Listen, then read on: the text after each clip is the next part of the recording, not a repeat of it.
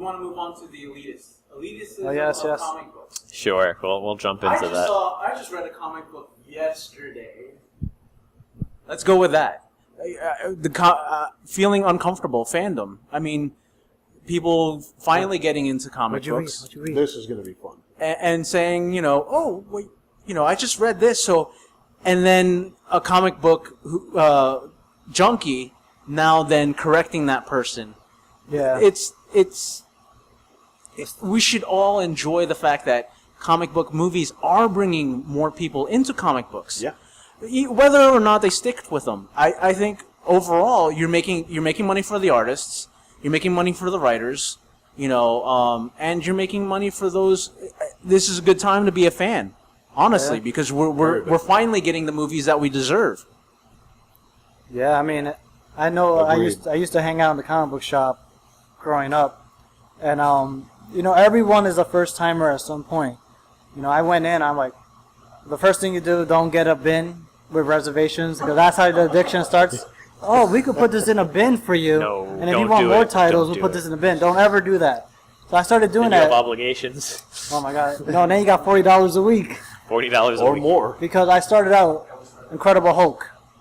Okay. Like, oh, you're reading Incredible Hulk? The writer is terrible. I'm like, well, he's my favorite character. I'm only like 10 years old. And that's, I think, my first full example of that. Of someone smacking down what you're going in for. Like, if I see a 10-year-old kid grab a Hulk, I'm like, that's awesome. yeah, get into the Hulk, man. But if you like this, you should try this. Yeah. Instead of berating someone and telling them whatever they're doing, sucking it out, recommend them something else. Now, I go to a comic shop a lot. That's over here in Orlando, Florida. I love them to death over there. But there is a heavy case of customers themselves who just hang around in the shop being really heavy elitists. And it does scare a lot of people away. Because it's not... Look, comic books has been around for almost 100 years. It's not an easy thing to jump into. No. There's hundreds and thousands of everything. Yeah, it's impossible to get into that someone history. picking up, Spectacular Spider-Man and saying, "Oh yeah, this is my first Spider-Man. Well, I just wanted to see what the newest one was." And someone come up saying, "What? You haven't been reading it since the original? No, don't buy this. Put this down and go start reading from the original, 1960s Spider-Man. Yeah. Go do that." It's like, don't do that. Don't do that. I guess I see where they're coming from. Is yours, you grew up with it. Yeah, I know, but it's not for you anymore. I remember, we're talking about Man of Steel or whatever, all our movies. Mm-hmm. All those criticisms that me and you were going back on doesn't exist. Either they come out the movie and they're like, I liked it. It was good. Yeah. Or I hated it. Whatever. But it's not us being critical about every aspect of it. Right. A lot of people, with every single one of these comic book movies, there's elitists are the always first somebody being ones. critical. Oh, they're the first. I'll be the first to say I hate the new Star Wars trilogy. Because George Lucas screwed my childhood. But I understand the elitist feel. I mean, when you're a kid, that's yours. That was your childhood. That's what you grew up watching. But I know for the newer generation, they love the new Star Wars trilogy. They love, unfortunately, Jar Jar Binks. They love the new, the spoiled version of Darth Vader. It's just... I think he was appealing for the generation. Not that I'm sticking up for Lucas, but he was appealing to the generation that is now. Right. Not the older generation that appreciated the chemistry between Luke, Leia, and Han.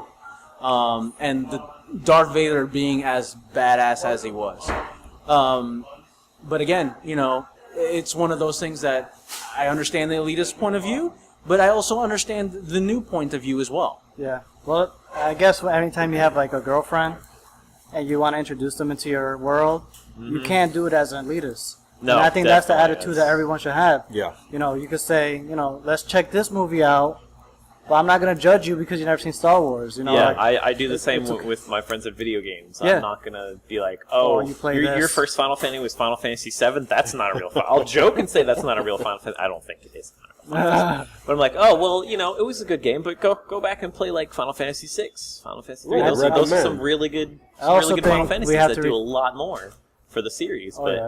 I mean, let people go at it at their own pace. Yeah, let them choose. Let them decide. I got my friends. I've got 3 of my friends now into Persona 3. I love the Shin Megami Tensei series of games. It's a Japanese RPG. really hard type of games, but the Persona series is the most accepting of people because it's not as hard, and it puts you in a high school setting instead of you're in hell, play Pokemon now. So it's a better way. You got to introduce people at their own paces. I also think we should retire the phrase "ruin my childhood." Ruin my childhood. That phrase needs to be... Okay, I'm going to put up a link, because it has to deal with the Teenage Mutant Ninja Turtles, and people saying that Michael Bay is ruining their childhood. I want you to read this article right here. Ninja Turtles has been ruining itself for decades. There are so many bad iterations of itself. You're only mad about it because it's the nostalgia factor. Your rose-tinted glasses. It was really bad. Go back and watch the old Ninja Turtles. Try to watch it. It's really bad. Going back to... It's just how your mind works. It was great when you were a kid. You're older now. Your tastes are different. Yeah, things change. It's never going to be the same for you. You Exactly. could give a straight nod to it. There'll be tons of... there's a new Ninja Turtle series on Nickelodeon. Kids love the heck out of that. I love it. They do, yeah. It's And great. the I've seen animated TMNT, I love that I went to the too. theater and saw that. That was a great That movie. was a great movie, too. Yeah, And people were like, "Oh, this movie ruined my childhood." Like, that's not possible. How is that possible? nothing will ever stand up to Turtles in Time, the Super Nintendo game, to you. All right, like that's the best game there ever was. But you got to give things a chance. Like, it's never going to be the same for you. And it's not for you, like you said. Mm-hmm. Right. They don't pander to you. They know you're gonna see it. They don't care. They'll give you a slight nod. They'll maybe throw something back to you. They'll give you a little if Casey in Jones. the new movie they have, or for the new Ninja Turtles movie, if they have anything about their old pizza van, they used that was a huge toy that I had when I was a kid. It's a pizza van and it had a little pizza on top and everything. I always wanted the blimp, but it was The blimp. I mean, just having that little nod. That's what you're supposed to get from it. They're not supposed to cater to you. Right, You're not exactly. a special snowflake. They're not going to follow you from your childhood on. This They have a niche market that they're going to go to, and people have to realize that. They do, yeah. Going To back maximize your nerd, you have to mature out of that phase. You gotta guys. grow up. Grow up out of it. And No, we're not allowed to grow up. What are you No, talking about? my childhood. Okay, we're still not going to grow up, well, but yeah, we're not. Gonna. don't be an old man and like, oh, the new Ninja Turtles, get off my damn lawn. You're stepping on my old Ninja Turtle toys. And this is how you spot them. You're gonna go watch Captain America, right? Mm-hmm. And the first person that goes, "Well," you're gonna say, "You know what? Shut up. Enjoy the movie. That's it. I don't care what happened in the comic. Just enjoy it." Well, in the comics, blah blah blah. I'm a no elitist kind of person. Going back to elitism, there's a couple of guys I know on Facebook. I don't have them as friends anymore for various reasons, but they have their own comic. They have their own little comic company. I won't mention the name. Not that it matters, but I won't mention it. These guys are, extremely hardcore when it comes to that. They will talk about the writers of a certain comic, the artist of a certain comic, how the story doesn't work and how they think it should be, and that's not how it is. Oh, there's some parts where that's okay, like really old Deadpool, like the 90s Deadpool, and the giant torso and the tiny little waist. You can make fun of that. The Rob Liefeld stuff. Rob Liefeld. Pouches on Good pouches on Lord. pouches. And big shoulder pads. The extreme era, if you want to call it that. Yeah. But, they go from back in the early 90s when we were kids collecting comics to today. And I don't understand that mentality because it's not you. Yeah. Okay. Comics are made to entertain. Of course. It's a given. It's a given. But for people to sit there and start criticizing and judging and saying that this is how it should be, this is how I think it should work, if that's the way that you want to do it, then get into the business and make that change. Don't criticize this guy or that guy or the girls, I'm not forgetting the girls, for enjoying something that they enjoy. Exactly. Like going back to the Turtles. The Turtles, when we were kids, Toitos. They shot pizzas. They shot pizzas out of their chest. Those are the toys I had. They shot pizzas. Why? Don't ask. The giant warhog. Those toidles. I think it's Damn kind of toidles. it's ironic those people that you're talking about in your shop, because you should welcome those. Those would be the first people. Hey, how you doing? Oh, you're reading Scott Pilgrim? That's awesome. I don't care what you read. I'm just happy you're in the shop, and I'm gonna recommend things for you. Exactly. And I'm That's gonna right. talk to you. I will give a quick shout out to a comic shop. The two people who helped me the most in there, Eric and Oral. I love them so much. They're always telling me everything I need to know about comics and everything. They always recommend it. They're the sweetest two guys I know. I think the fans are like The Walking Dead. Those fans are pretty brutal too. Oh, because they love to compare the comic to the show, right? Boy, do they ever! I'm not on that. You know, it's real quick with back to the comics. My wife is a huge Batman fan. Okay. Batman is number one for her. For me, obviously, it's Superman. But we don't get into arguments and we don't throw things back. No, and there's a forth mutual respect between because there's a mutual respect. Superman for her is number 2. Batman is number 2 for me. We talk about the characters. She's always asking me questions about, what did how did Batman do this? Who's Alfred? Where did he come from? Questions like that, and I tell her because I know these things. By the way, she was furious about Batfleck.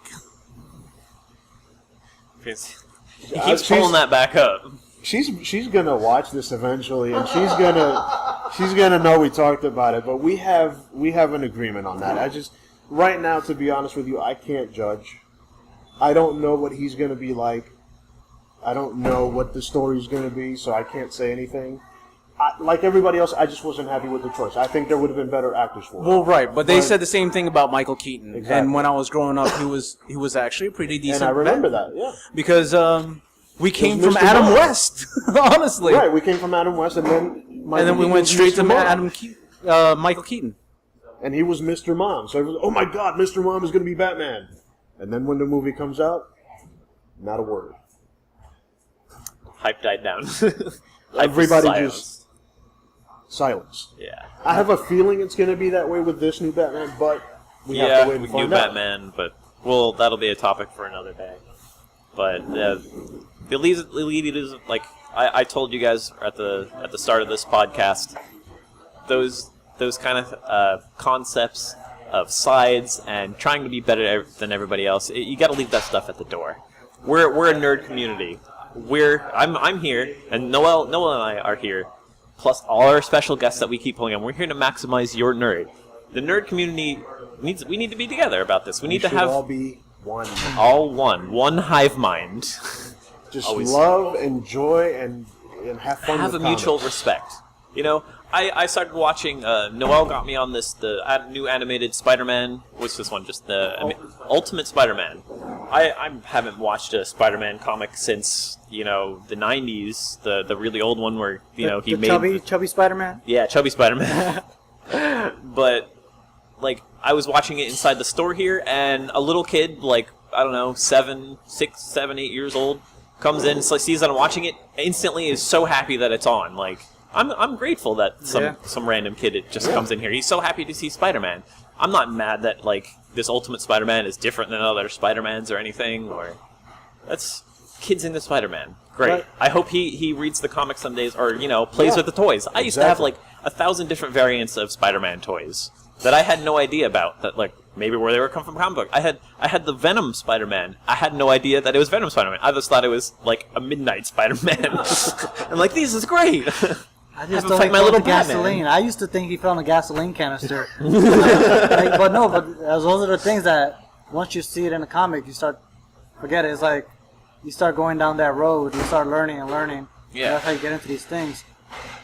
Is the story that much different from? It's still a young teenager who's becoming a superhero. Right. Yeah. He still has an Aunt May. She might be a little younger, but she still teaches him the same principles.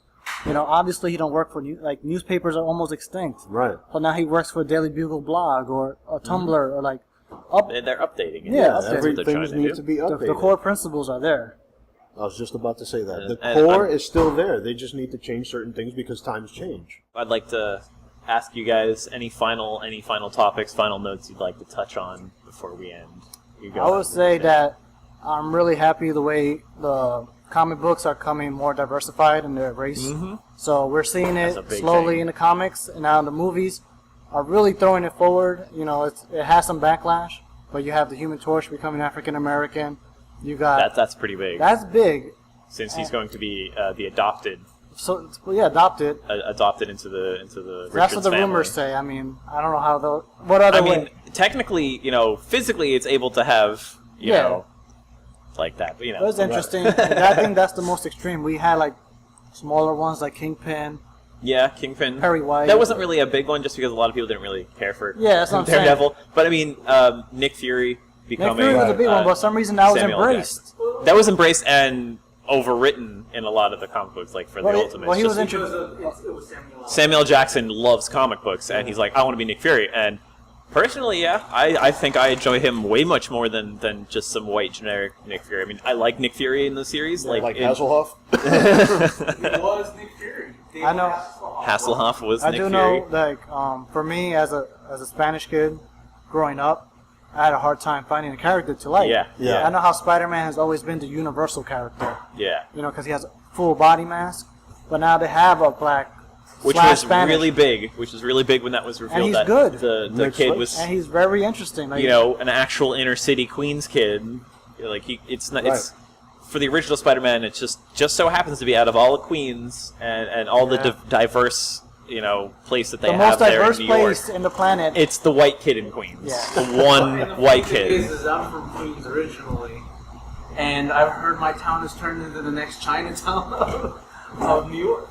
So it's diverse, and it's funny, that they've done that. I'm happy to see that. Even Jimmy Olsen. Oh, it's a girl, yeah. It's a woman. I remember. Right. They've changed Yeah. not only race but sexes. Sexes, of yeah. a lot of the main characters. So it's a nice change up. I know that Marvel introduced a Middle Eastern character, the new Miss Marvel. Yeah, She's that's one from- of the things that was just brought to my attention today is the new Miss Marvel. Her name is Kamala Khan. Yep. First Middle Eastern I've seen in a comic book series. Well, you know what's the as good a thing main- about it? Main character. She's not stereotypical character. She's a girl from Jersey City. Yeah, it says, I pulled it up right here, it's a girl from Jersey City, a teenage girl from Jersey City who's also Muslim. Who happens to be Muslim. Happens to be Muslim, Right. So her character is not Miss Muslim. No. That's something maybe back in the days you would have seen. Yeah. So there happened to be this race, but it's not the center of the character. Like the new Green Lantern that protects Earth, he's Middle Eastern. And how Jordan said, while I'm in space, you could protect this sector, and he's Middle Eastern. And it was interesting how his great. It's interesting because he's a Middle Eastern guy, and he has to deal with the racism even in the comic books. Mm-hmm. He got accused. His name is Baz. He's the new Green Lantern. He wears a full body mask. Yeah. And he had to deal with racism in the comic. They thought he was a criminal stealing cars or about to blow things up, and it was interesting to see that diversity that you don't normally see in comics. Yeah, since comics went and back in the day, they were dominated by white people, so Yeah. that's what every single superhero was, and if they were another race, they were not a main character. We got the but new it's, Nova. it's a new age. Like Yeah. they have to retouch these things up, and the writers, this is what they're doing, and it's a really great progressive step. Yes. We got the new Nova, Spanish. The new Ghost Rider, Spanish. It's great. I mean, for me, I wish I was growing up in this time. Exactly. Like, kids have comic book heroes to look up to that they didn't have before. I wouldn't be surprised if in 20 years we'll grow up with Miles Morales fans. The new Spanish There's a player. lot of people that love Miles Morales. Yeah. Like they really like, a lot of people like him better than Peter Parker, Yeah.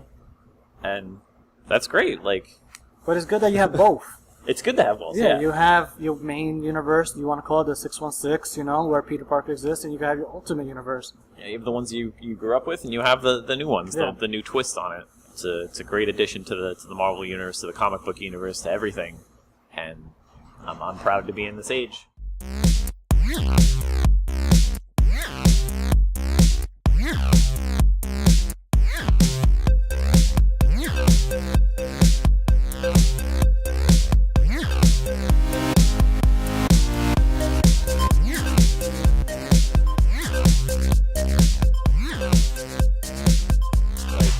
I grew up with just, for me, it was always the mask.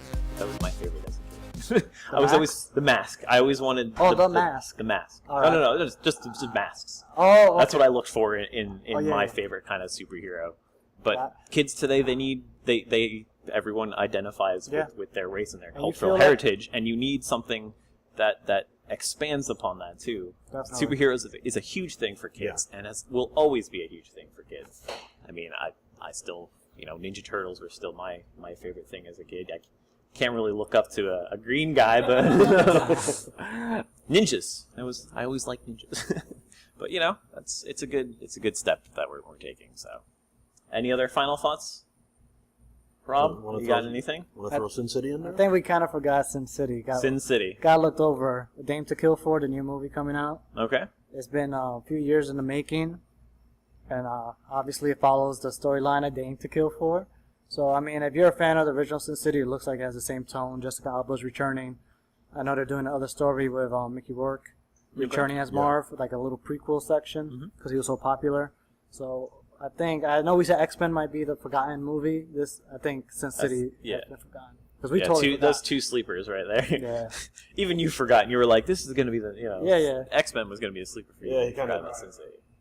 Oh yeah, remember this movie? We wrote it down. And we also forgot Transformers, but I mean, what's It's Transformers. it's nothing really new there. It's just dinosaurs now, right? Yeah. Beast Wars. It's I don't know if it's Beast Wars, but Grimlock is in there. Interesting. The T-Rex. And I grew up on Beast Wars myself. No, it's not Beast Wars though. I know. There's always hope if there's dinosaurs, but it won't. I'm just putting my little shout out to Beast Wars. That was my childhood.